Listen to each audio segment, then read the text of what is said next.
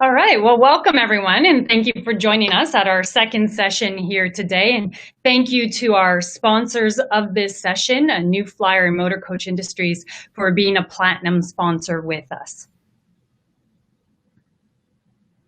We're going to start off by introducing folks here to this session. The session that we've got is one that I think is probably the most important one of the most important ones for the entire conference going forward. It's entitled Battery Electric Bus and Fuel Cell Electric Bus Transit Operations, specifically focusing on mid to large size systems, those systems that have anywhere from 500 to 1,000 plus buses. And we really titled it as The Good, the Bad, the Ugly, because we're hoping to elicit, and we believe that we can elicit from some of the experts here with us today, some of the lessons learned, the good things that have happened with being a leader in electrification, and then the realistic challenges that some of the folks here and the systems have faced in being the leader, the first out the door. Of course, we're going to be asking a little bit about what COVID means for all of this as well, so stay tuned for those questions.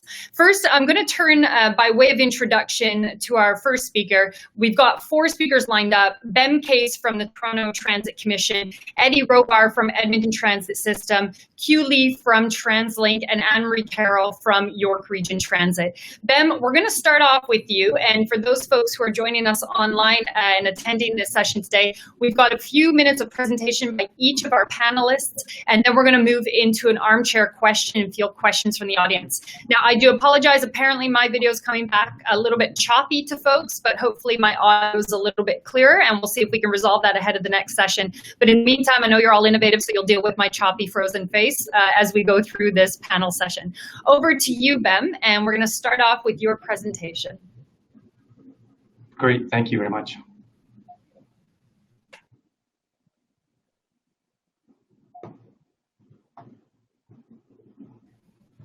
Sorry, I'm just waiting for the presentation to load up on my screen. So we see it on our screen, Ben, and just to remind you, you're able to control it, so you can move it ahead. And I'll let everybody know as we're running up to the end of your minutes, and I'll let you know if we need you to move forward so that we have enough time for questions, since we're already getting questions coming in. Okay, great, thanks. So first, a little bit about TTC. We're an organization of about 15,000 people working together to deliver, on average, 1.5 million customer trips each day. At peak, we deliver 2.7 million trips in one day, and to do this, we routinely provide service through multi-modes with our fleet of 2,100 conventional buses, 204 streetcars, 142 6-car trains, over 200 wheel-trans vehicles, and over 1,000 non-revenue and operational support vehicles. In July of 2017, Toronto City Council unanimously approved Transform TO Climate Action Plan, pledging to reduce GHG emissions or greenhouse gas emissions 80% by 2050. To achieve this, transit must be 100% electric. In November, just later, 2017, the board approved a green bus fleet plan, which transitions our conventional bus to all electric by 2040.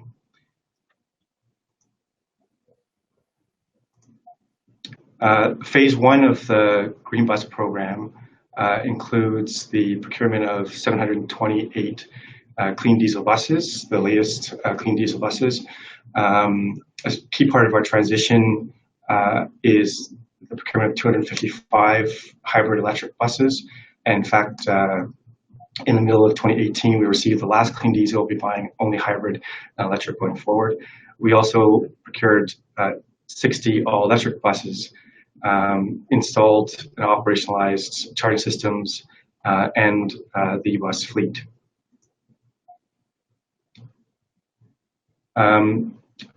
Since approval of the Green Bus program, we've, as I say, procured 60 all-electric buses, 10 are BYD, 25 from New Flyer, 25 from Mount Dennis. We have them deployed across 3 different garages. These were all brownfield deployments.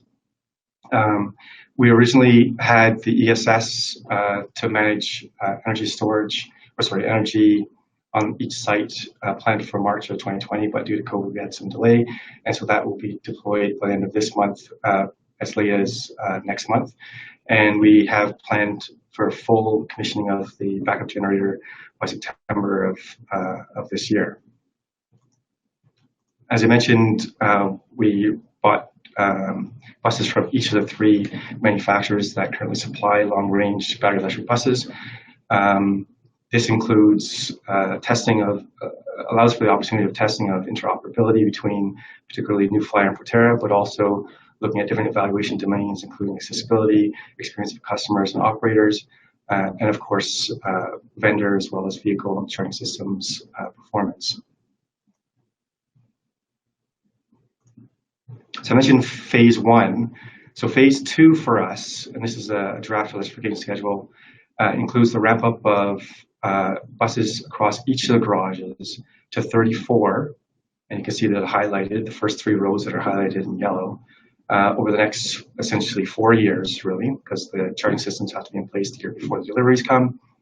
And then again across each of the garages to 75, which is 25% of the total capacity of the garages, and then starting in 2026, ramping up to 50% of the garage, and then our first full electric zero emissions garage is planned for 2029. As I say, with a zero emissions fleet by 2040. So far, we've achieved 41% less GHG emissions. Sorry, this should be in a presentation mode. I apologize, it's an animation. So it'll show that since the board approval in November of 2017, we've reduced emissions by 17%. We've also reduced the emissions 41% over the baseline year from Transform TO, which was 1990. That's fantastic. Thanks so much, Ben, and thanks for staying on time. And for those of you who are not from Toronto, you might not know that Transform TO is really that radical plan, and I mean radical in the best possible way, for the City of Toronto to reduce its emissions by about 80% by 2050, if I'm not mistaken. And that is a plan that integrates shared mobility, intermodal, and transit at the forefront. And I think, Ben, you've really been at the forefront of the biggest integration of multiple manufactured products and services. So we're looking forward later in this discussion to hear about the good, the bad, and the ugly, the lessons learned that you can bequeath and pass on to other folks who are looking to move into that kind of integration. And that's a natural segue to Eddie Robar from Edmonton Transit, the head of Edmonton Transit, given that, Eddie, I think your system was first out the door with the largest procurement, at least as I understand, and it has moved into integration with buses that are possibly equipped for on-route charging, but mostly going to be depot charged. I think a lot of people have a lot of questions about how it's going in Edmonton. We know from our own experience that you have a great project management team, so there was a really good project team around this. And over to you, Eddie. We're really quite keen to hear what's happening in Edmonton. All right, thank you. Nice to see what's happening in Toronto too. Certainly, they have the largest fleet of electric buses. We have the largest single fleet of electric. So great segue into kind of what we're talking about today. We have just under 1,000 buses, just under 100 LRT cars, and just under 100 paratransit vehicles. So we provide about 87 million trips a year. And certainly with my 5 minutes, I'm going to kind of breeze through that part of who we are. Most people know. So moving on, stuff I'm going to talk about today is really the buses are essentially the easy part of any electrification program. I think that where you get into more challenges is always the infrastructure, the background, how are you going to house them, where are you going to house them, and how are you going to charge them. And I think those are the things that, you know, we've been very clear to talk about and make sure that people understand. Focusing on that part of the program is probably the most essential. Obviously, like everyone else, we have a greenhouse management plan as well, and working through that, we really are focused on reducing our greenhouse gas emissions as well, and moving to electrification in our fleet. Certainly, our council wants to go all electric and only buy electric vehicles today, but that's certainly, from what you've heard around the industry, is not possible on day one. But certainly, getting a great plan in place to kind of make that possible is kind of where we're focused. So just a bit about the growth strategy of Edmonton Transit. On the first line is currently where we are sitting as a transit system, and we're moving into this medium-term phase, which is the second line on this presentation. In our Kathleen Andrews garage on the far left, we're adding electric vehicles into that garage, in our Centennial garage as well, and we're also looking to make sure that we move into a new facility that has the ability to house diesel and electric vehicles. Right now, all of our garages are full, so we're looking to buy or procure a new garage for Edmonton that will be a diesel electric garage, and we call that basically our swing garage. So we'll be moving our vehicles out of the facilities that we have today into the new garage as diesels, and then we'll use that to kind of move out diesels and make them electric. So this will have the capability to house multitude of different electric vehicles, but certainly will be able to take diesels as well. And then the long-term strategy is really to move into that ability for us to have just an EV garage alone.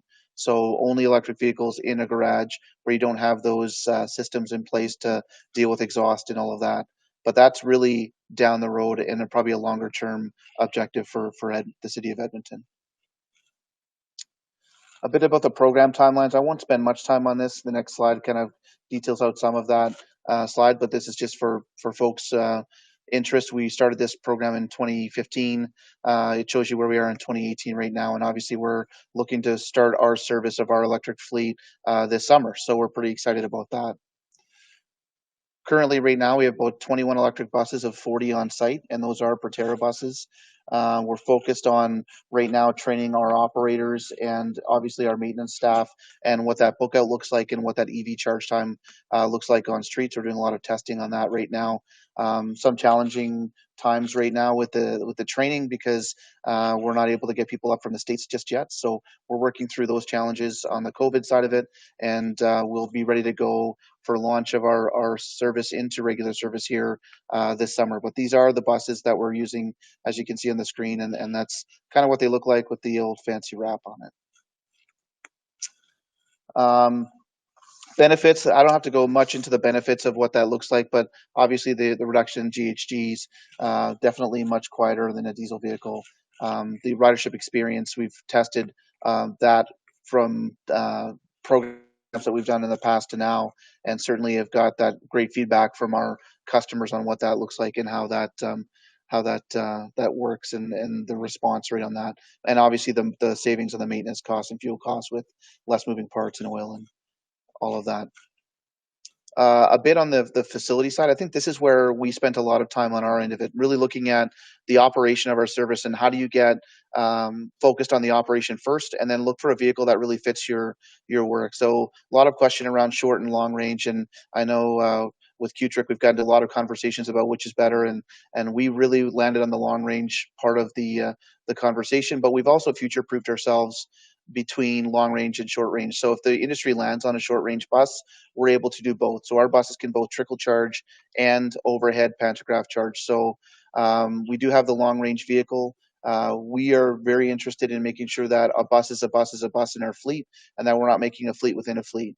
And certainly from a scheduling efficiency perspective, making sure that we're not building schedules that are just to be at a specific location at a specific time of day to charge for a specific length of time. We're really focused on delivering that customer service first and really getting the efficiency out of our system. So when a bus is a bus is a bus, it gives us that maximum efficiency in our scheduling and allows us to do that. Not only that, we're actually looking to we do things a bit differently in our garage. We're charging overhead inside our garage, and really that's about giving ourselves that space in the facility to ensure that we're not taking up footprint in the facility. We know footprint's at a premium, and overhead charging allows us to not take up floor space or lines in a garage to make sure that we're able to maximize that footprint inside the garage and not impact our operation as much as possible. And Eddie, not to rush you, but we've come to the end of your 5 minutes, so I'm going to rush you a little bit, just so we can get to some of the core questions, because we do have a lot of queries coming through. So over to you. I'll blast through here. But this is just a quick itemized look at what the floor space looks like. So on the bottom left-hand side, you'll see what it means to have chargers on the floor, and on the top right-hand side, it's really the ultimate layout, which is very similar to a diesel garage in terms of the overhead pantograph charging. just to give an idea of what it looks like in our garage itself, there's a picture of the facility that we have, the overhead charging inside the garage, which is very similar to what you see outside of the facility. Quick look at the batteries, and if you're looking at the battery technology, it goes up underneath the bus for the most part, pretty slim, gives us that long range that we're looking for in the system itself. And really coming to the end of the conversation, it's really about focusing on your operations and really getting that bus that fits with what you're trying to do and ensuring that you get that efficiency out of the system that we all look for in transit systems. That's fantastic. Thanks so much, Eddie. And sorry for rushing you a little bit as we move to Keely at TransLink. And as we get her slides up, I think a really important thing is to note, we just launched our Natural Resources Canada Best Practices in Transit Electrification. Maybe we'll come back to this, but actually at CUTRIC, we never talk about long range versus short range. That's not the language we use. And so we'll come back to that in the dialogue. We talk about high power charging versus low power charging. And I think that's a really important technical differentiation because it feeds into the strategy for electrification. And Eddie, the language you use actually comes out of the dialogue culturally that a lot of transit has faced in terms of what are they looking at, and the language from sales and manufacturing versus the language of systems engineering. So I'm going to put that on a shelf for us to come back to because it's a critical issue and you raised, and I think a lot of the queries coming through for us are going to touch in on that issue, systems engineering. So with that, Q, I'm going to turn over to you from TransLink as we've got a systems engineer deployment there, and over to you.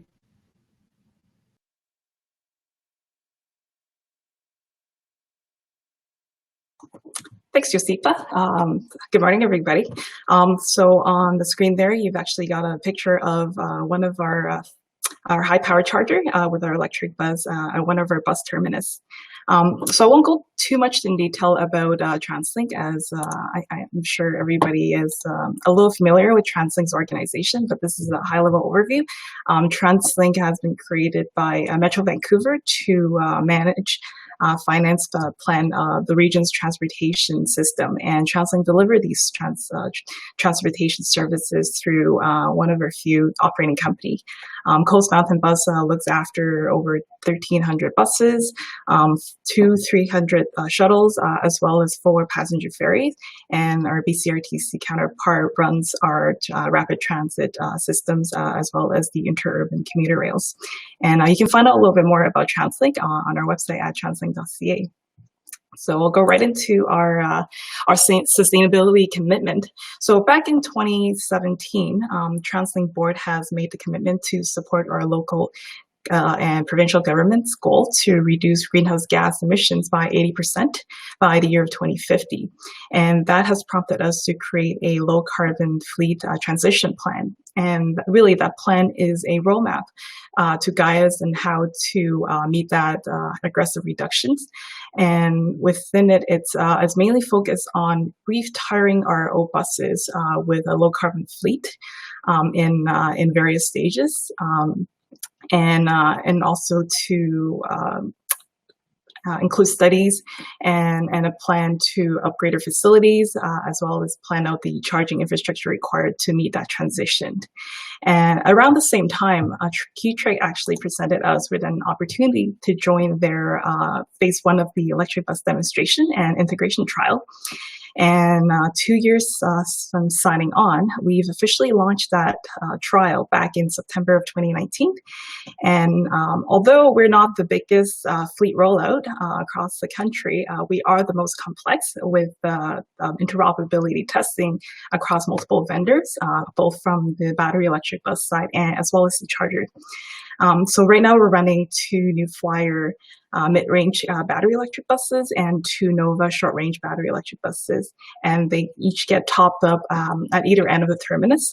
We have a Siemens high-power charger at one end and an ABB high-power charger at the other end. And so far, we're about 10 months in, and the benefit has been great for all parties involved. Of course, the vendors get to demonstrate their technologies as well as test out the reliabilities in the real operating environment. And we've been working closely with the vendors to improve the interoperability across all the equipment. And one thing we actually realized, it's not even just the interoperability across the equipment. There's actually interoperability from our operators' perspective that that we see is important for them to run this fleet and technology seamlessly. And another important goal of the project is to gather data to benchmark this technology with electric buses and a charger against our book out of the traditional convention buses.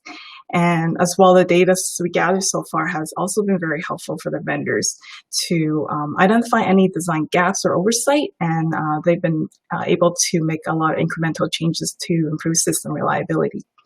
And of course, with such a complex project, we definitely have a lot of lessons learned that will better inform our decisions down the road when we do more staged rollout of the low carbon fleet. Having said that, there's still a lot of challenges ahead. One of the biggest consideration is coming up with the capital to build out our charging infrastructure. And it's not just at one depot, it's across the network and across the region.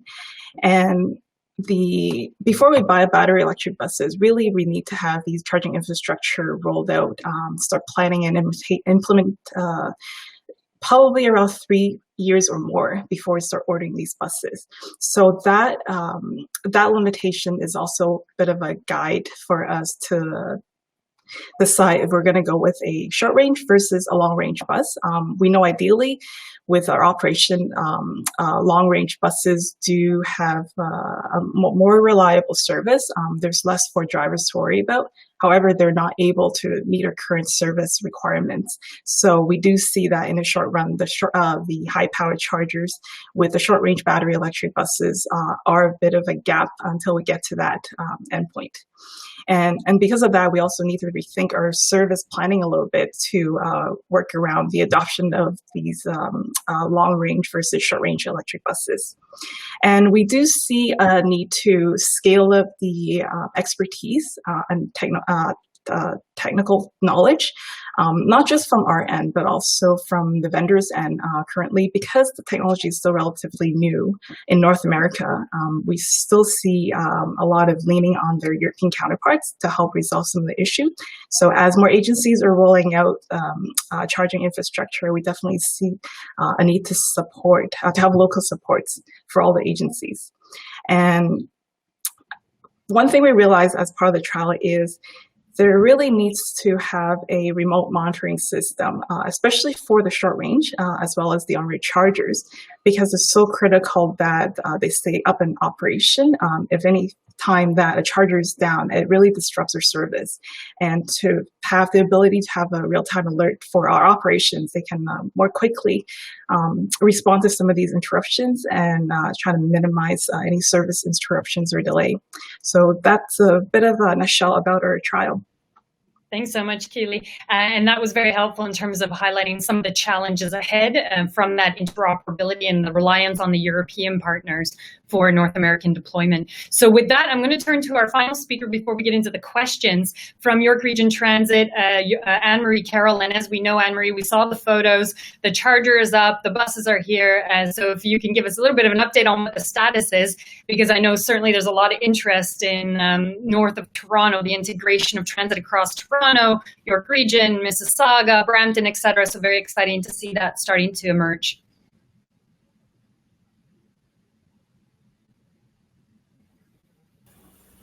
So thank you, Josipa. Appreciate you having me here today. Yeah, it's a very exciting time. We are within literally days away from putting our first electric bus into service. So that's very exciting. As Josipa mentioned, I'm Anne-Marie Carroll. I'm the General Manager of York Region Transit, and we are just now embarking on our first electric buses coming into service.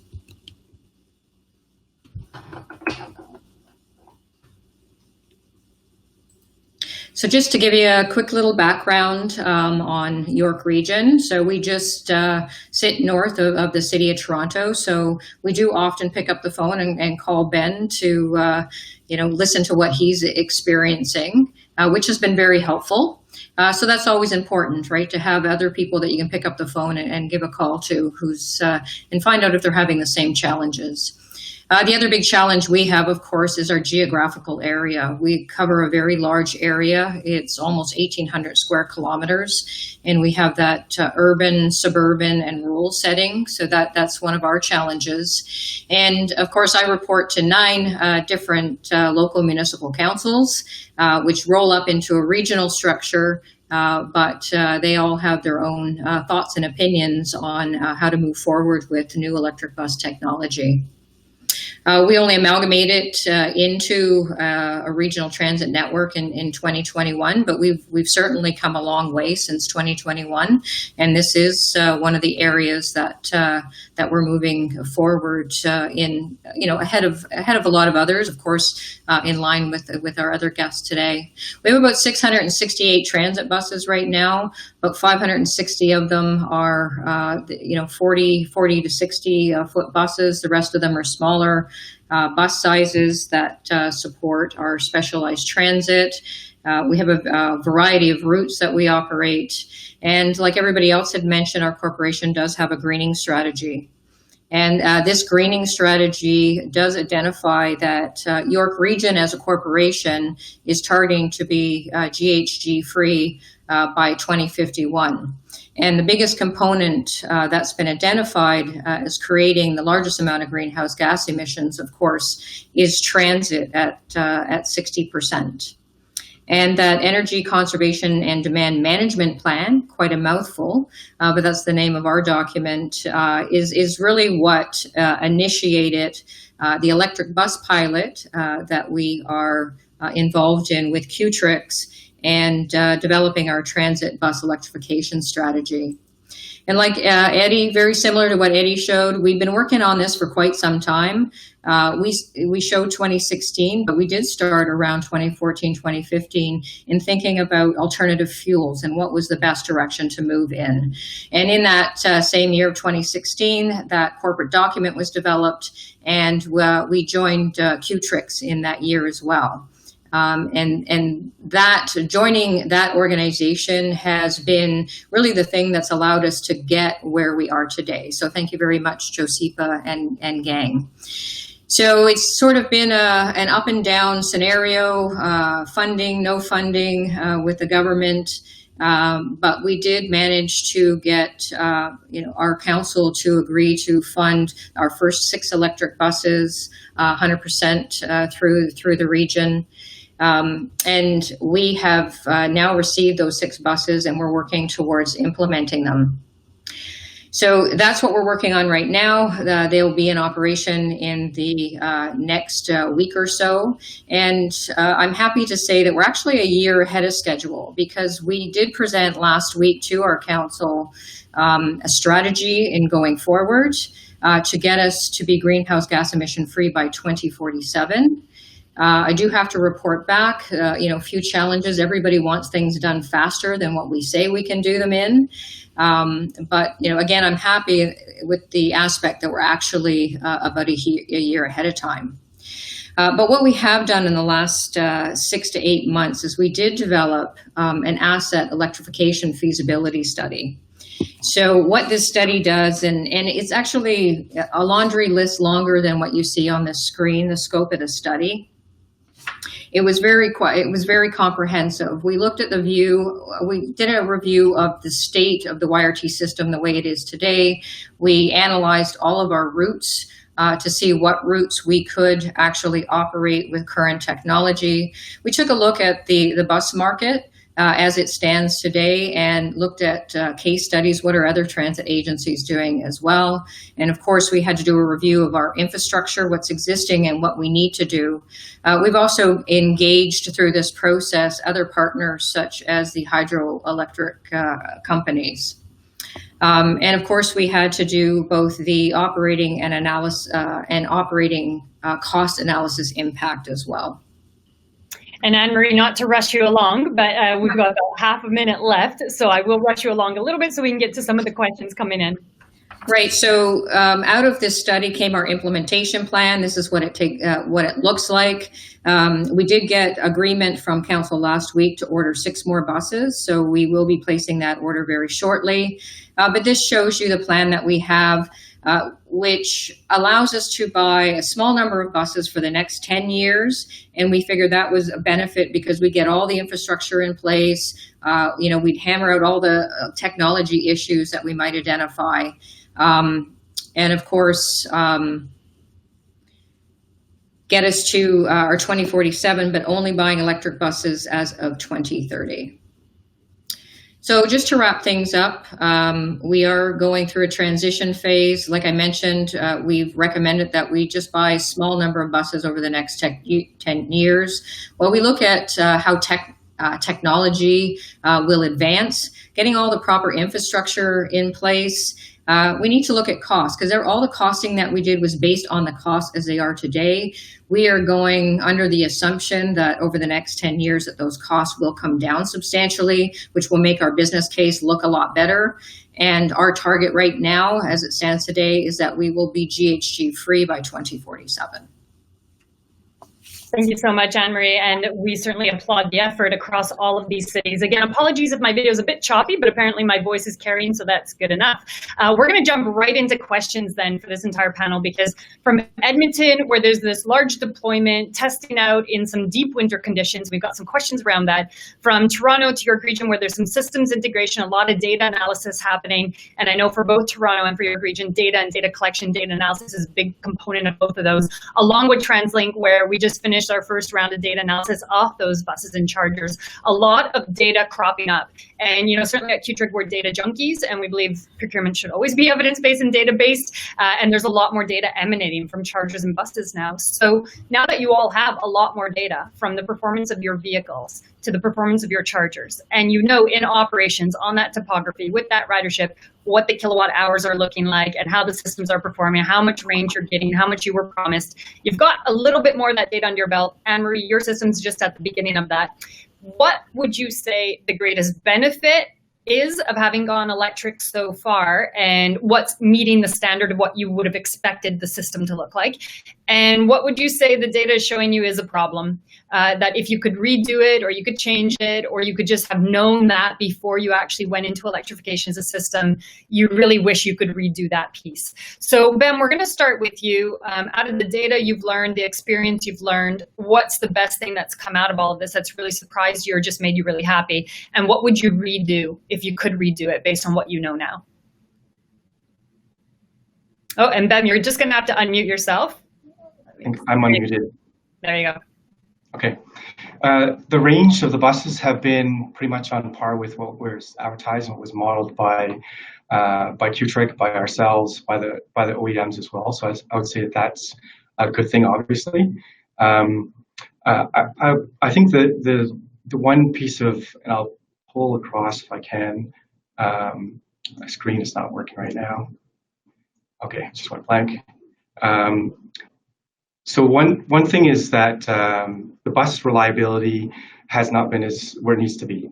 And so this is not specific to one manufacturer, but we just by comparison for the hybrid electric buses achieve an availability of 96% and a reliability of approximately 30,000 kilometers mean distance between failures, or mean distance between roll calls and change-offs.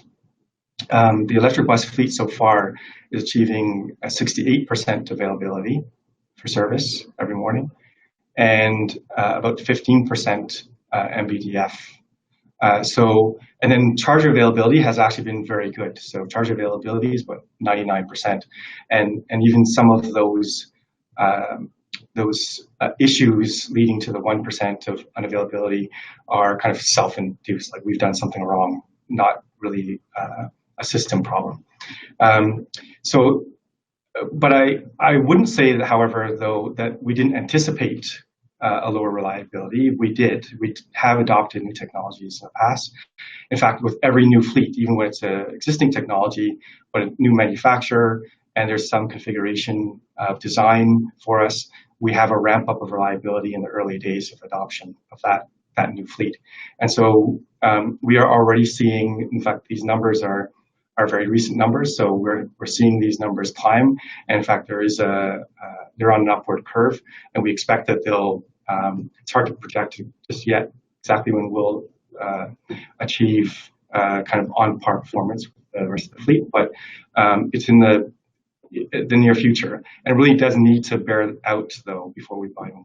Mm-hmm, mm-hmm. So it sounds like reliability is the big issue, but it's within the range of what you would have expected, being first out the door for an integration of really new technology. And Q, I see you nodding your head as well around that issue of reliability. So double-barreled question, what's the data showing you from the performance of your vehicles that you're happy with, and what would you do differently if you can go back, and where does reliability crop up in that?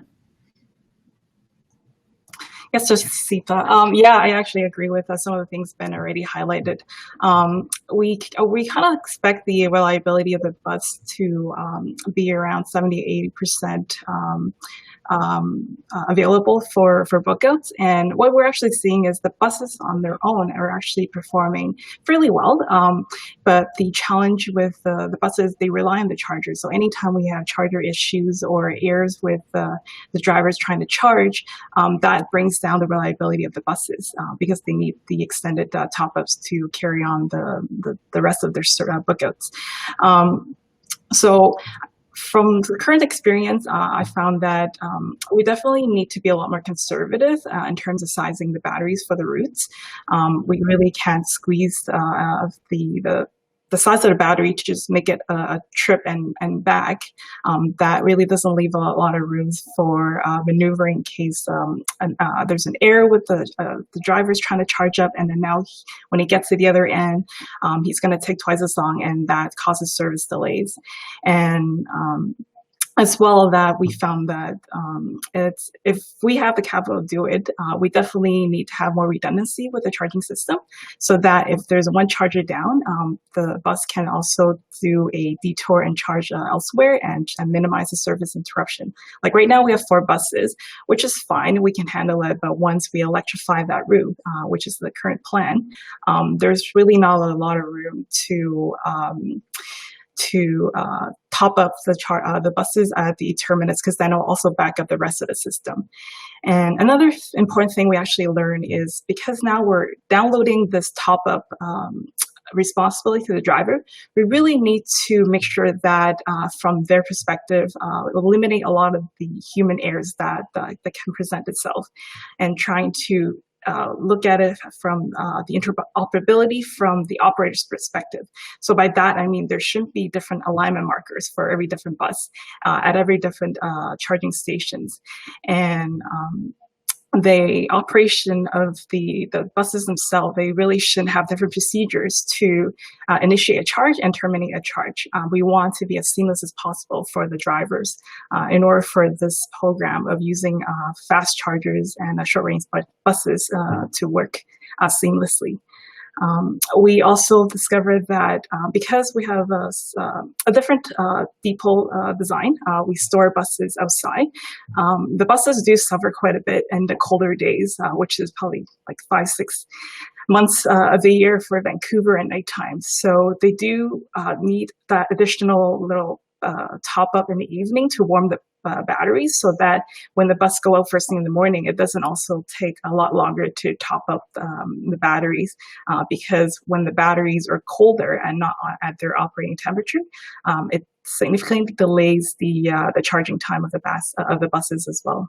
Mm-hmm. Okay, so we are hearing about, the performance and the reliability of the entire system, both charger and the bus side. And Eddie, I think you had a comment there about, this is why you chose to go for depot-based charging in particular and try to avoid systems level en route charging. Did you want to jump in here on what have you learned? And then also, what would you do differently if you could rewind the clock and do it all over with what you know now?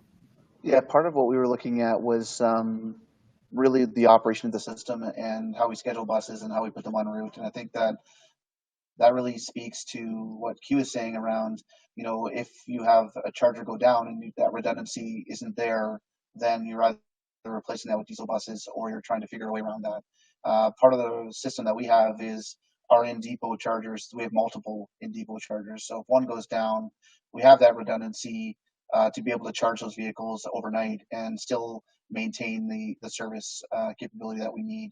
So the reliability of that system can still be maintained, having that redundant backup just in case. So we do overscope a bit of that to make sure that we have that ability to charge, but certainly looking back at trying to, in the looking back question, trying to fit that into your facilities now is definitely one of those ones where I think you look back and you could do things a bit differently. I think being cognizant of what does it mean to put electric buses into your vehicle, into your garages. Certainly, we were building a garage at the time we procured electric vehicles and had to make some retrofits to our new garage that we were building just to increase the density of the floor and make sure that we could support those buses because we have a parking garage underneath our facility. So certainly parking those buses on top and making sure that we have enough weight there, and also being able to have the redundant backup if you have no power. So having no power at your facility, we actually had to throw an extra generator on site, diesel generator, which is ironic, but just in case you lose power, you still need to charge those buses and have them go out if you want to reliably use them in your fleet. So if you have a power interruption, having that access generator. So we have two big generators here at Kathleen Andrews, really to back us up on that, to make sure that we have those redundancies in place and we get the reliability of those vehicles leaving the door every day. Mm-hmm. Yeah, well, and Eddie, on that point in particular, like Alberta is moving more and more into Tornado Valley, in part climate change models have shown that. And just a little while ago, my niece and nephew had to go into their basement, I think a week and a half ago, because there was a tornado outside of Chestermere. And then a tornado touched down outside of Lethbridge and power went out. And my mom's power went out. And this is an ongoing issue, right? If power is going out for flooding or for any other reason or for tornadoes, you still got to power the fleet, and that might lead into design questions around how you design your depot, energy storage, redundant power, and whatnot. Did you want to jump in on that? And then we'll go to Anne-Marie, and I think, Ben, you have something to add there as well. Sure, yeah. Not only are we doing the generator side of it, but we are doing power storage on site as well. So we're using a new system called an e-camion system, and we're actually going to be dumping power into that system, store it for dumping it back to the buses. So we can shave power off cheap times and dump it into our storage systems, and then dump them back to the bus when we want to charge. So certainly in that respect too, if we lose power, we still have that stored power that we can use as well. Yeah, very critical. And we're certainly looking at energy storage integration, right, with a series of companies, e-camion being one of them, very critical to the future of mobility. I'm going to move to Anne-Marie to make sure she has a chance here. And then, Ben, I'm going to come back to you because I saw you nodding your head on that issue of energy storage. We know that TTC's got storage integrated. So, Anne-Marie, your buses haven't been deployed in operational settings yet in terms of revenue service, but you've got a lot of lessons learned in just getting it out the door. What would you do that you know about now? Well, first of all, I wouldn't try to launch it during the middle of a pandemic. Now that's been a little bit tricky, right? Everything slows down. It's hard to get trainers from the bus companies and such to come up. We've been really fortunate in the timing on how we're launching this, is because we are learning from all the other agencies that have started. Like I said, TTC has been a big help. Our staff do go down there frequently and learn from what their challenges are. So we're able to integrate that into how we're preparing ourselves to launch our systems. We're going, we're installing in depot charging as well as overhead charging as well. So, we have both those options, and yes, we need to start looking at the storage piece as well.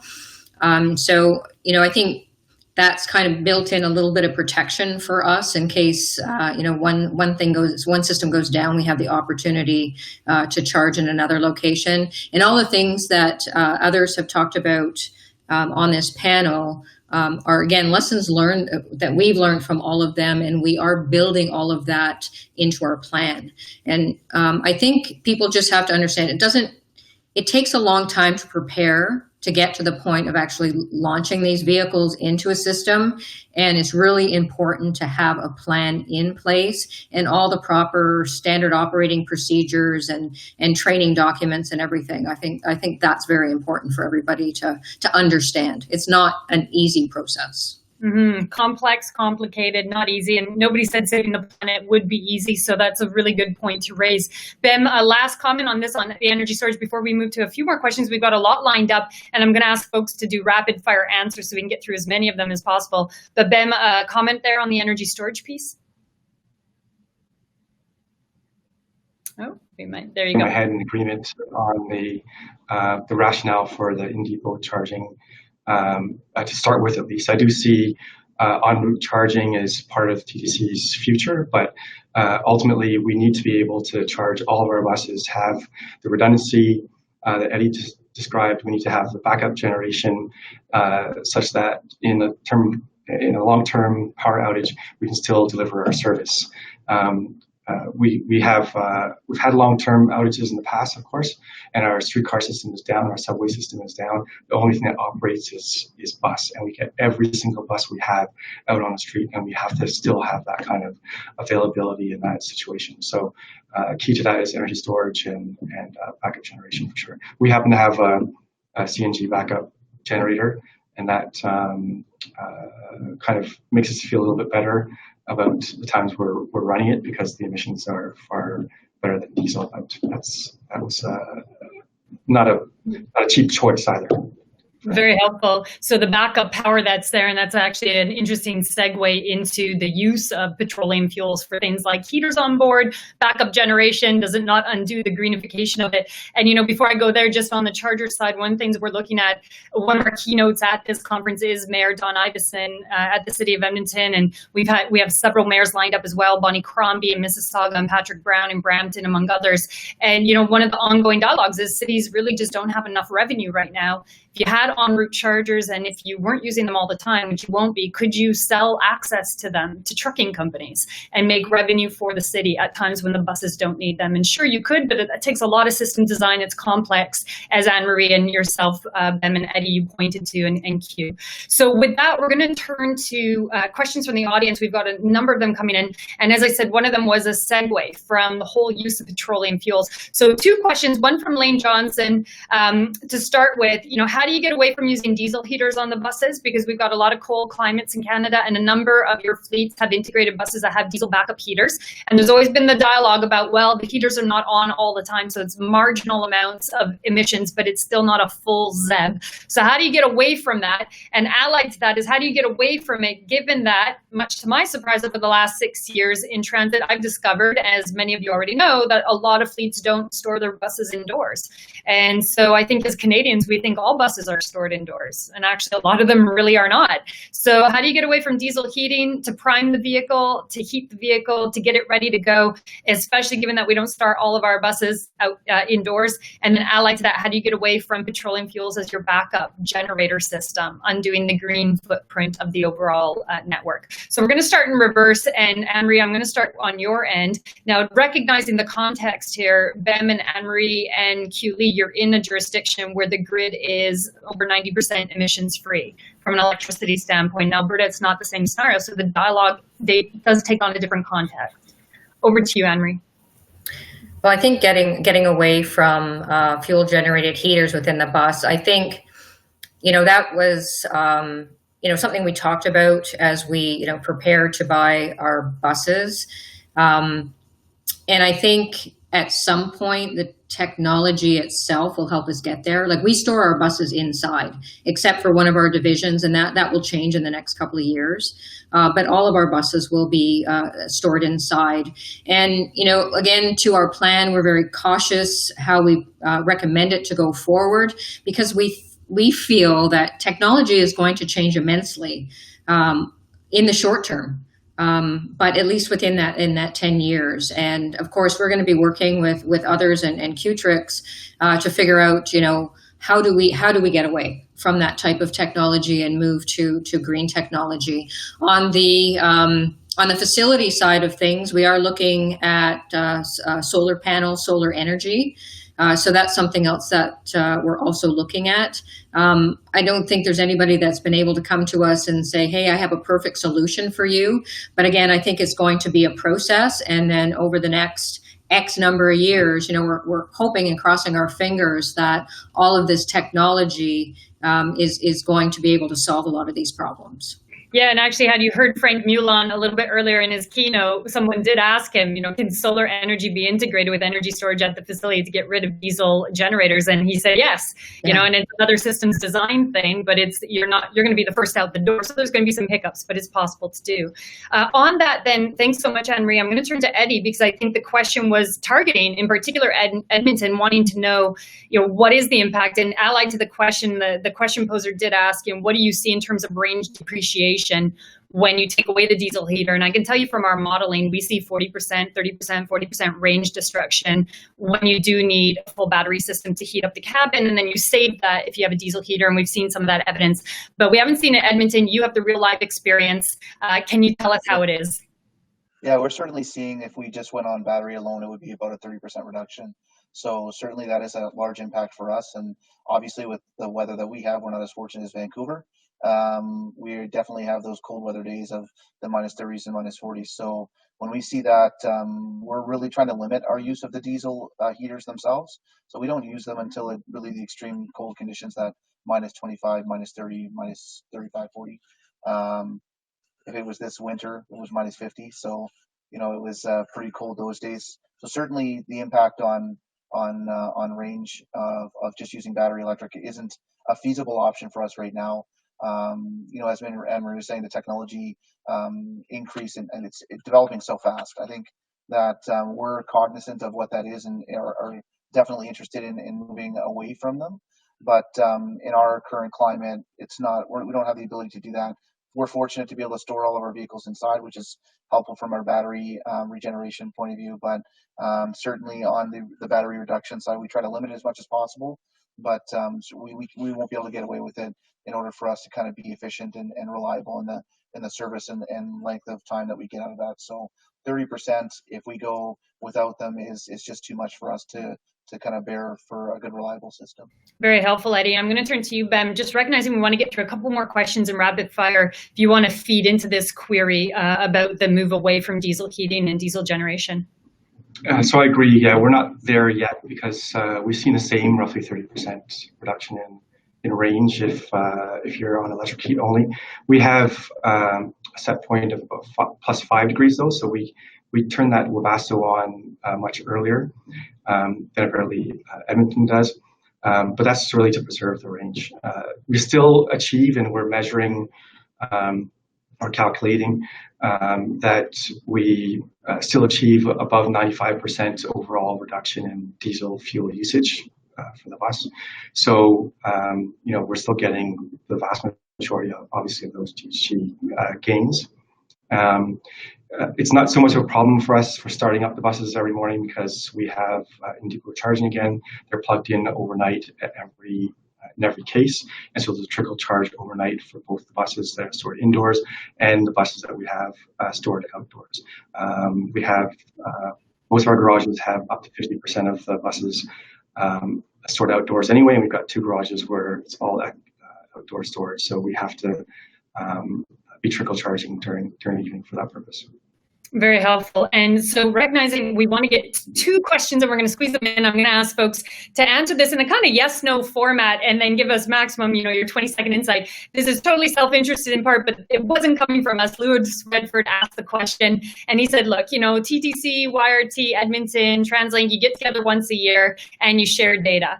How often do you share data beyond that, say at a conference? And then is it meritorious to start sharing data in a more real-time fashion? And I say it's self-interested because, as many of you know, we've been pushing for data trust, that all transit should be sharing this data in real time, buses and chargers on a cloud platform. So if Minister McKenna turned around and said to you all, look, here's a bunch of money for green transit, but tied to this tax dollar is the fact you need to log your buses and chargers, they need to go to a cloud, and everybody from every transit system needs to be able to see it in real time. Would you like it? Would you not? Is it yes? Is it no? Would that help you? Ben, we're going to start with you and then move to Eddie, to Q, and to Anne-Marie. So we don't share data in that way, although we're open to sharing data with any of our peer agencies, obviously. We do share information of the sort that we share during these conferences and in much more technical detail than that through a bi-monthly call that includes quite a number of agencies across North America. And so there's a lot of information sharing through that forum. But yes, it definitely would be beneficial to have a data trust that everyone could draw on. That's great. And Eddie, I'm going to ask for your insights here. Would it be good? Would it be bad to have that revealed in real time and shared? I think it's fantastic. No doubt the transit community is a small one, so we're not in competition with each other. So sharing that information and making sure that people are making wise decisions from people's experiences, I think is the best thing we can do as an industry, is share that information and make sure that we're making the right decisions as we move forward, as people kind of forge that road for us. So I'm 100% on board with something like that. Oh, music to our ears, an orchestra, in fact. And so, Q, I'm going to turn to you because you know our shtick here, and you're already sharing data with 2 other systems, but it is culturally new to transit. Actually, no. TransLink has been very open in the past in sharing our data. We're definitely open to third parties mining our data and helping to improve our system. So I echoed Ben and Eddie's feedback that we definitely love to share more data. And actually, what I'm finding is we actually need to encourage the vendors to share more data with us and to help us to better run a better and more efficient system. And having the real-time data and seeing any system hiccups can definitely prompt us to jump into action for a plan B a lot more quickly. That's fantastic. And Anne-Marie, last word on the data piece. So I'm all for sharing the data. I think it's very important to share information for everybody involved. I think the thing to think about, though, is how is that data utilized outside the sharing. It does become a concern at some point if people are taking that data and using it for whatever reason, could be in their own, committee reports or whatever, and it's not translated the proper way. So yes, I agree 100% in sharing. There should be some kind of protocols in place as far as the utilization of that data. Absolutely. And I mean, go even further. There's lots of companies that could commercialize the data, right? Turn into a lot of great tools, but then where are the boundary conditions? So great question. We're going to end on a question that was alluded to in the title of this panel, but none of you talked about fuel cell buses. So we're going to hit that now. Fuel cell buses, if we're going to use the language of long range and short range, they certainly are long range electric powertrains. They are electric vehicles with a range extender. There's a lot of opportunity for hydrogen fuel cell buses. The Jive network is launching the 2nd round of joint procurement in Europe. They're being procured more often now in the United States and certainly California. We're going to hear from some transit agencies this week that are going to hydrogen entirely. So where does hydrogen land in your fleet thinking right now, given that it's not right now deployed in Canada since the Whistler trial? There, Q, we're going to start with you and go west to east across the country. We definitely looked at fuel cell battery buses as part of our low carbon fleet. However, at this time, we're not actually pursuing that initiatives just because we don't have the fueling infrastructure to support that. And it's really hard for us to get that system in place, which is the reason why we haven't really considered too far into adopting fuel cell electric buses. Very helpful, very helpful. Anne-Marie? Oh, sorry, west to east. Eddie, my apologies. So I have to unmute myself there. No, I think similar to Q, we're invested in the battery electric right now, but not discounting any technology. I think that at the end of the day, if we see the evolution of that come to a point where that's more interesting than what we're into now, and it makes more sense to make that transition, I think we would certainly explore those options and opportunities. And there's certainly a burgeoning hydrogen economy in Alberta today, so more to follow on that. Anne-Marie? Yeah, so earlier on, we did our alternative fuel study. So we did look at all the different types of technology that we could have gone with.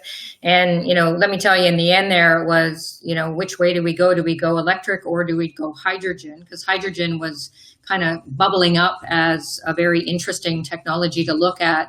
I think in the end, we decided to go electric because, most of our industry at this point was going that way. It had, offered the most information. The bus manufacturers were starting to manufacture those buses. So we felt like we had to make a decision on how to proceed. And I think, we had to think about, what infrastructure do you have to build? Does it make sense to have multiple technologies in your fleet? I think right now for us, the answer is no, but over time, our minds can change. But right now we're sticking with electric. Thanks so much, Anne-Marie. And Ben, last word on that, hydrogen fuel cell and TTC?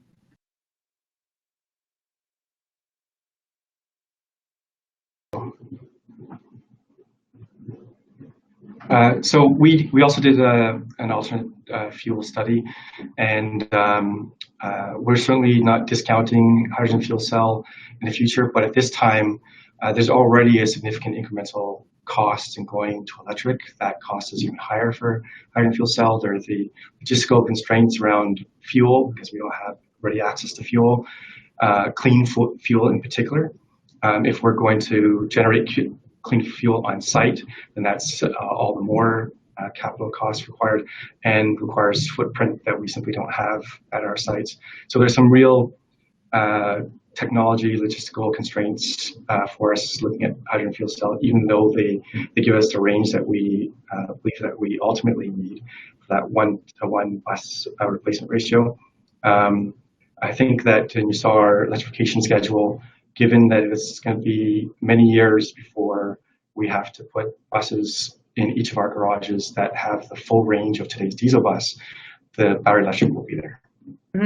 Thanks so much, Bem, and thanks to all of you. If you attend the sessions later on this afternoon and into tomorrow, we do have a lot of discussion around hydrogen fuel cell electricity and our electric powertrain systems and buses. As many of you know, we are making green hydrogen outside of Toronto right now, but there's just not enough electrolysis in the country, for your point, Bem, as raised. So lots of discussions about the systems engineering that has to happen. On the flip side, lots of jobs in the country around the technology. And so where's the economic stimulus going to go?